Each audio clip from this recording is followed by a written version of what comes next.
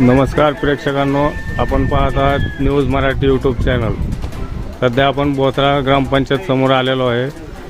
ग्रामपंचायतच्या समोर माहिती अधिकार कार्यकर्ते दत्तात्रय गोळे व कुलदीप देशमुख हे माहिती अधिकार कार्यकर्ते दोघेजण उपोषणासाठी बसलेले आहेत। बोथरा ग्रामपंचायत येथे 2020-21 ते 2025-26 मध्ये केलेल्या भ्रष्टाचाराचे उघड झालेले मुद्दे आपण त्यांच्याकडून ऐकणार आहोत। समक्ष आपण त्यांच्याशी बोलूया। तुमचं नाव सांगा काय? मी कुलदीप सुधाकर देशमुख। मग कशासाठी उपोषणाला बसलो आपण? ग्रामपंचायतने मोठ्या प्रमाणात भ्रष्टाचार केल्यामुळे। कधीचा भ्रष्टाचार आहे? 2020-21 ते 2025-26 या वर्षामध्ये यांनी मोठ्या प्रमाणात कागदपत्री कामे न करता बिले उचललेली आहेत। याची माहिती आम्हाला RTI अर्ज दिल्यानंतर माहिती मिळाल्यावर आम्हाला कळले की यांनी कुठलीही कामं न करता बऱ्याच प्रमाणात मोठ्या प्रमाणात पैसे उचललेले आहेत। साधारणतः किती लाखाचा घोटाळा आहे? 30-40 लाखापर्यंत साधारणतः आमच्याकडे दिसून येत आहे। तुम्ही माहिती जी घेतली आहे त्या माहितीमध्ये किती टोटल आकडा आलेला आहे? टोटल आकडा 39 लाखाचा आकडा येतो।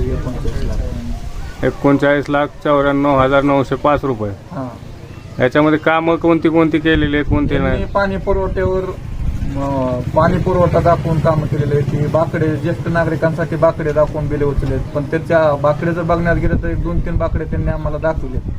म्हणजे असे बरेच काम आहेत की फक्त कागदपत्री त्याचं म्हणजे काय काय कामं तर अशी किंवा थोडं केलंय आणि त्याची पहिली बिल मोठ्या प्रमाणात उचललेली आहे। आता याची मागणी तुम्ही कुणाकडे केलेली? आम्ही जिल्हाधिकारी कार्यालय धाराशिव, शिव मॅडम धाराशिव, पंचायत गटविकास अधिकारी गायकवाड साहेब आणि तहसीलदार साहेब परांडा यांना आम्ही निवेदन दिलेले आहे। आणि आम्ही याचा पाठपुरावा 3/11/2025 पासून करत आहे, पण आतापर्यंत 3 BDO अधिकाऱ्यांच्या बदल्या झाल्या, पण त्यांनी आमच्याकडे कसल्याही प्रकारची दखल दिलेली नाही।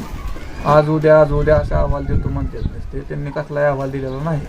तर याची योग्यरित्या पाहणी करून आम्हाला योग्य प्रकारे अहवाल द्यावा आणि ते म्हणत असतील कामे केले तर आम्हाला तुमच्या समक्ष आम्हाला जे पहिले तत्कालीन ग्रामसेवक कोण असतील त्यांनी आम्हाला कामे दाखवा कुठे गेलेत कुठे नाही। जर तुमच्या मागण्या पूर्ण झाल्या नाहीत तर तुमचं पुढचं पाऊल काय असणार आहे?